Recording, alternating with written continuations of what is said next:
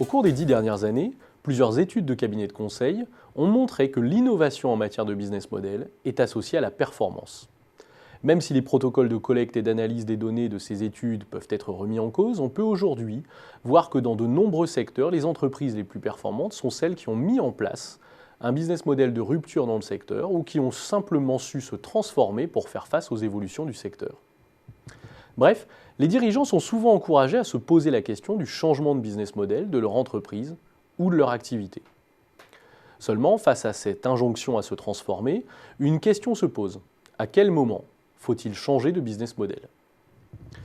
Tout d'abord, si une organisation fait le plus souvent évoluer son business model avec la finalité d'augmenter son chiffre d'affaires ou son profit, elle peut aussi avoir d'autres objectifs. Elle peut vouloir donner plus ou moins de pouvoir à certaines parties prenantes, à certains acteurs de l'environnement ou de la filière, comme dans le cas du commerce équitable qui assure le partage de la valeur créée avec les producteurs. Elle peut vouloir stabiliser son activité en limitant la saisonnalité, en cherchant à stabiliser le cash flow, en cherchant à accroître la fidélité du client. L'entreprise peut aussi se différencier par un effet d'image. C'est le cas des consultants qui travaillent sur la base de success fees, une rémunération en pourcentage des gains ou des économies réalisées, plutôt qu'au forfait plus classique. Les entreprises peuvent vouloir réduire le risque en externalisant une partie des investissements à réaliser ou une partie de la production. Enfin, l'entreprise peut aussi vouloir redéfinir son business model pour bénéficier de l'arrivée d'une nouvelle technologie.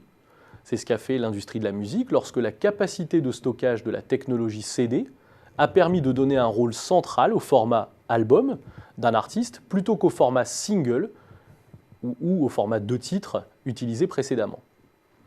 Apple a adopté la même démarche lorsque, quelques années plus tard, elle a profité de la technologie des plateformes Internet pour se lancer dans l'activité de distribution musicale.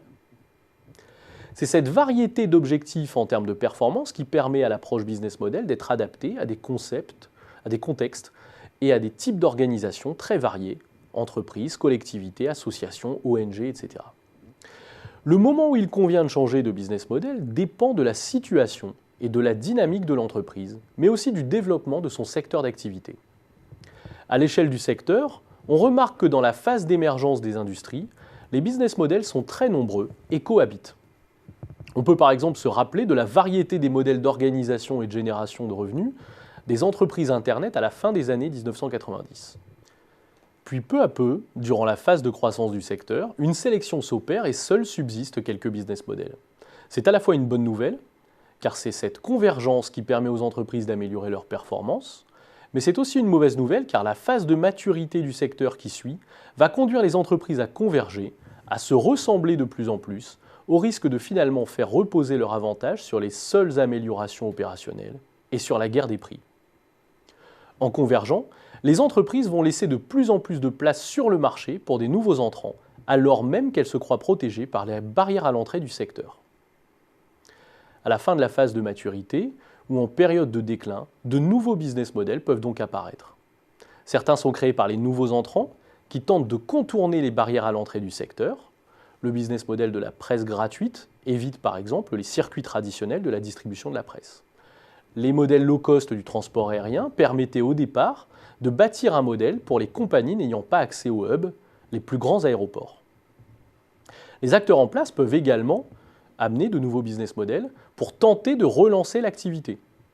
Le passage au mouvement de servicisation dans certaines industries ou les formats récents de magasins de centre-ville dans la grande distribution sont des manifestations de ce mouvement. Ces acteurs en place peuvent aussi réagir aux nouveaux business models créés par les nouveaux entrants. La plupart des compagnies aériennes ont ainsi lancé leur compagnie low cost avec plus ou moins de succès, il faut bien le dire.